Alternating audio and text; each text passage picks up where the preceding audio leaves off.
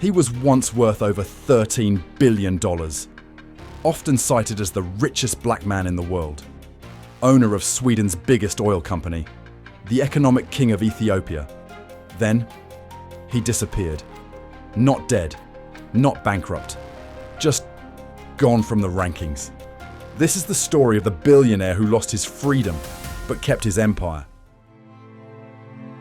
Mohammed Al-Amoudi is not a name you'll hear at Davos cocktail parties. He doesn't post on social media, he doesn't give TED Talks, but at his peak, he controlled more of Sweden's energy infrastructure than most Swedish families. He controlled Ethiopia's most critical gold operations, and he moved between Riyadh's palaces and Stockholm's boardrooms, like most of us move between rooms in our house. Today, Forbes doesn't rank him. Bloomberg estimates somewhere around $5 to $6 billion. But here's the thing, his refineries in Sweden are still running. His gold mines in Ethiopia are still producing. His hotels are still hosting diplomats. So, where did the man go? This isn't a rags to riches story. This isn't even a riches to rags story. This is something stranger. This is an insider-outsider story. And that duality, that's exactly what made him powerful. And that's exactly what made him vulnerable. Let me show you what I mean. First, let's clear up a myth that follows Al-Amoudi everywhere. He was not a refugee. I've seen this repeated in articles, documentaries, even business school case studies. The narrative goes, poor Ethiopian boy flees to Saudi Arabia, builds empire against all odds. It's compelling, it's wrong. The truth is more interesting. Mohammed Al-Amoudi was born in 1946 in Ethiopia, specifically to a wealthy Hadramay father. The Hadramays are a diaspora community from what's now Yemen and Saudi Arabia, known for centuries as traders, merchants and bridge builders across the Indian Ocean world. His father was not struggling, his mother was Ethiopian, and young Mohammed grew up in a household that spoke Arabic at dinner and Amharic in the streets. As a teenager, he moved to Saudi Arabia to live with his father's family. He eventually gained Saudi citizenship. But here's what matters. He never fully belonged to just one world. In Saudi Arabia, his Ethiopian heritage made him different. He carried Africa in his face, in his mother's lineage, in the way he understood markets that Gulf investors saw as too risky, too chaotic. In Ethiopia, his Saudi money and connections made him not just wealthy, but essential. He could open doors in Riyadh that even Ethiopian ministers couldn't. So he became a human bridge, a capital conduit between the Gulf and the Horn of Africa. And he understood something most investors miss. Identity can be leverage. Being between meant he could translate, culturally, financially, politically. He wasn't navigating two worlds. He was creating a third space where billion-dollar deals happened that neither world could do alone. That's not hustle.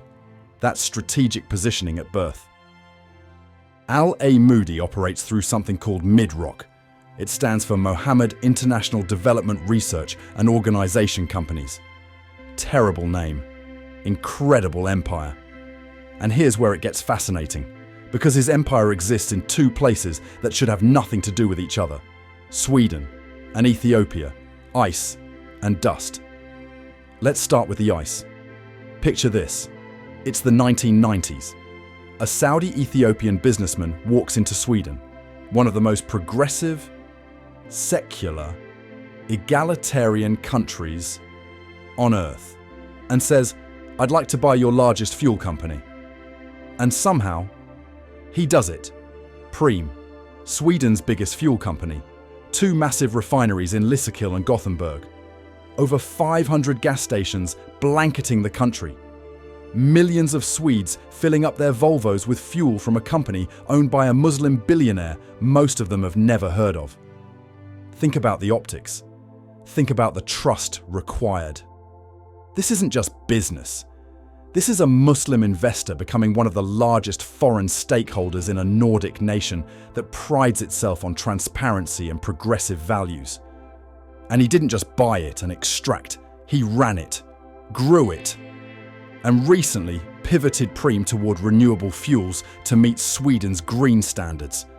Now let's travel south, way south. While Sweden gave him steady cash flow, Ethiopia gave him something else: legacy. He built the Sheraton Addis. Not just a hotel, but what people call a city within a city. Diplomats, heads of state, business moguls. If you're doing serious business in Ethiopia, you're probably doing it in a building Al-Amoudi owns. He controls the Legadembe gold mine, the largest in the country.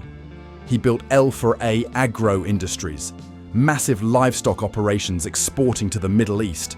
He controls cement, steel, construction supply chains. Here's the contrast. Western investors looked at 1990s Ethiopia and saw risk, political instability, corruption.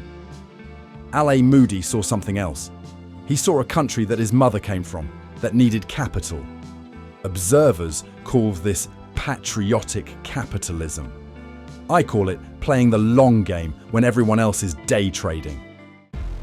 Between 2012 and 2014, his net worth hit roughly $13.5 billion. Forbes ranked him. Bloomberg tracked him. But here's what nobody talks about when you're worth that much. Proximity becomes a prison. Al-Amoudi wasn't just close to power in Saudi Arabia. He was woven into it. In some systems, that's the greatest advantage you can have, until the system changes the rules. November 2017. Saudi Arabia launches an anti-corruption purge. Dozens of princes, businessmen, and officials are detained, not in a prison, in the Ritz-Carlton Riyadh. Luxury suites turned into holding cells. Among them, Prince Al-Walid bin Talal and Mohammed Hussein Al-Amoudi. He would stay there for 14 months, over 400 days, longer than almost anyone else. Think about that. You have $13 billion. You own refineries in Sweden, gold mines in Ethiopia, and none of it can buy you a walk outside. Here's the paradox that should break your brain. While Al-Amoudi was locked inside that hotel, his companies kept running. Swedish workers kept refining fuel. Ethiopian miners kept extracting gold.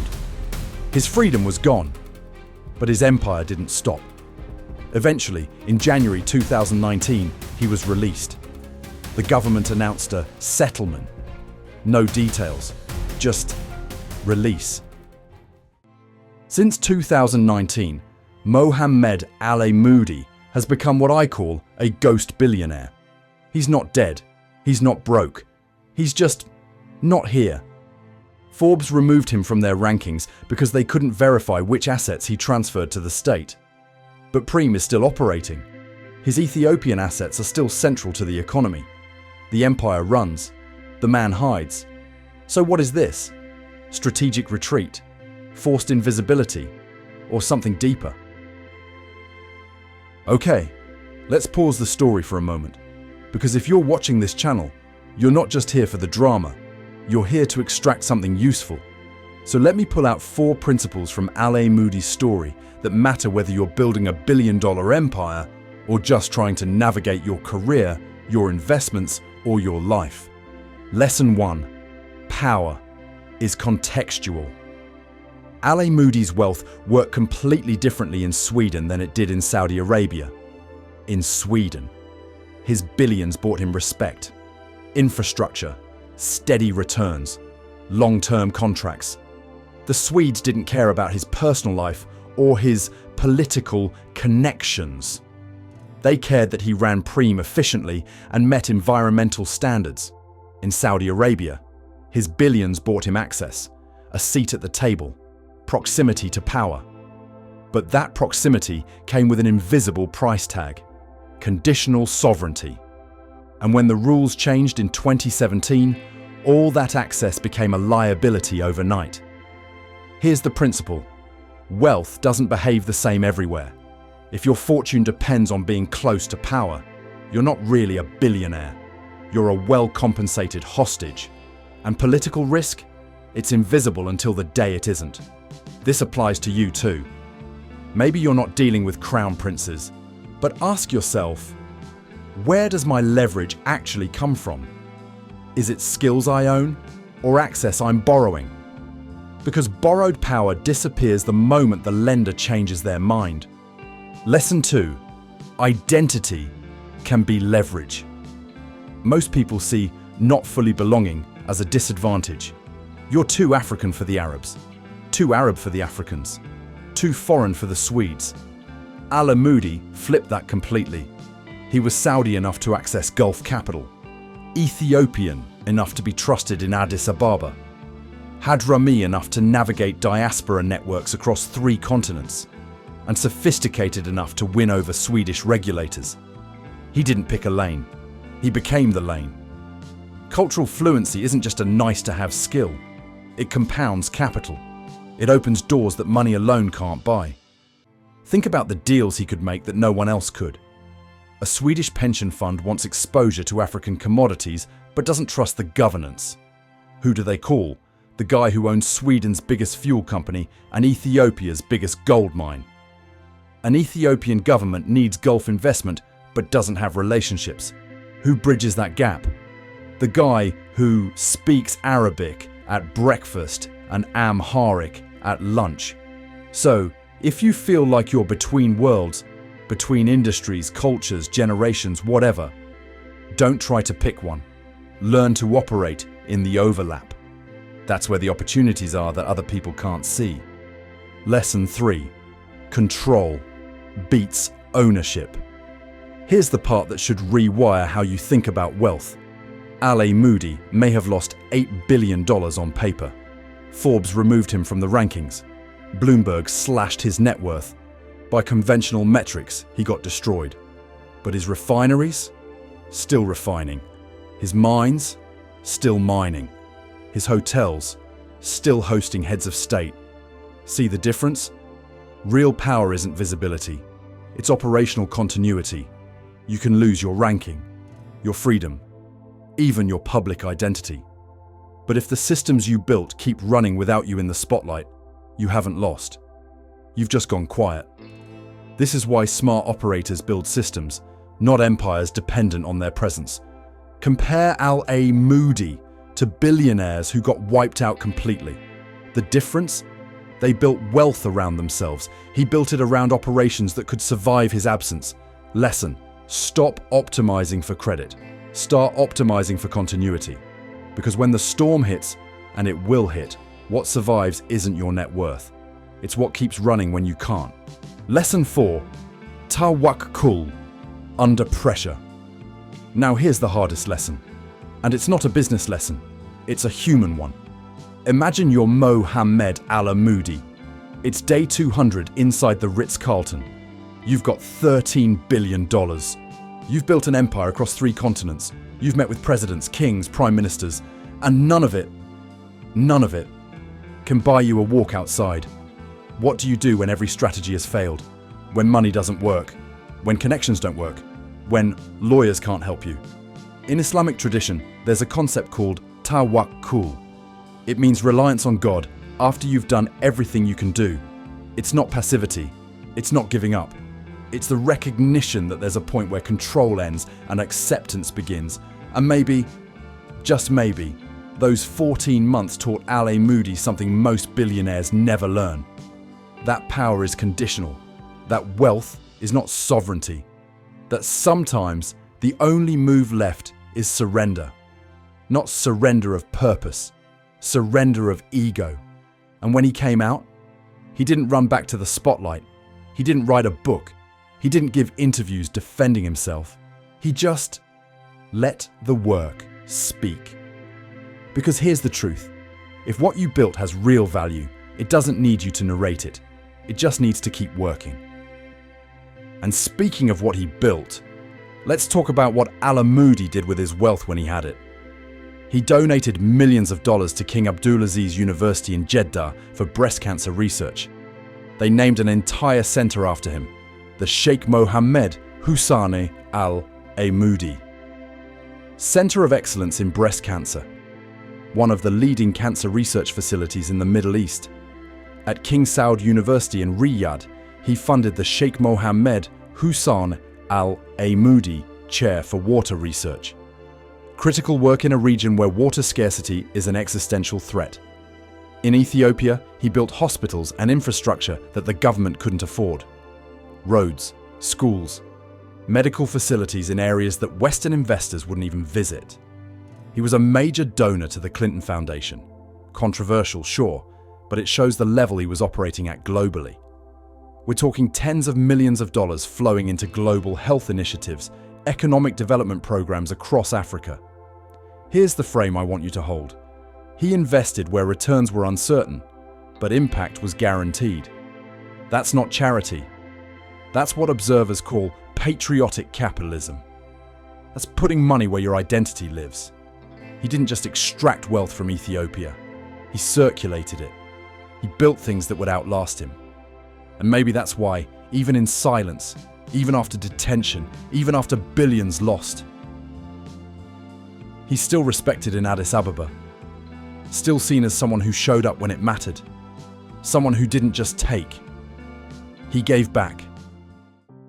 So, let's come back to where we started. The mystery. The disappearance. Mohammed Al-Amoudi didn't vanish because he failed. He didn't disappear because he went bankrupt or lost his mind. He disappeared because he learned something that most billionaires spend their entire lives avoiding. That power is contextual. In Sweden, his billions were protected by rule of law. In Saudi Arabia, they were conditional on favor. Same money, different rules. And when the rules changed, proximity became a prison. But here's what the rankings miss. His identity, that thing that made him not quite Saudi, not quite Ethiopian, not quite Swedish, that wasn't a weakness. That was the whole strategy. He became a bridge when everyone else was building walls. And that's how he moved billions across borders that others couldn't even see. And when everything fell apart, when he lost his freedom, when Forbes erased his name, when the world assumed he was finished, his refineries kept refining, his mines kept producing, his systems kept running, because he built for continuity, not credit. He optimized for systems that could survive without him in the spotlight. And that's why today, even though you can't find him on a list, you can still buy fuel from his company. You can still stay in his hotels. You can still see his fingerprints on 2 continents. But maybe the deepest lesson is this. After 14 months in that golden cage, he came out different. Not broken, not bitter, just quiet. He stopped chasing visibility. He let go of the ego that needs to be seen, ranked, celebrated. That's Tawakkul. That's what happens when you surrender control of the outcome and trust that if your work has purpose, it doesn't need your narration. So here's what I want you to take from this. The next time you see a Forbes list, ask yourself, who's not on it? And more importantly, why? Because sometimes the most powerful people are the ones who've learned that silence is a strategy, not a surrender. Al-Amoudi is still out there, still building, still operating, still influencing economies across 3 continents. You just can't Google him. And maybe that's exactly how he wants it. The rankings captured his rise, but they'll never capture his legacy, because legacy isn't built in the spotlight. It's built in what remains when the spotlight moves on. If this story changed how you think about success, power, or purpose, subscribe to Purpose and Billions, because the mainstream media will show you the rankings. We'll show you what the rankings can't measure. The psychology of wealth, the strategy behind empires, the faith that survives the fall. Hit that subscribe button, turn on notifications, and I'll see you in the next one.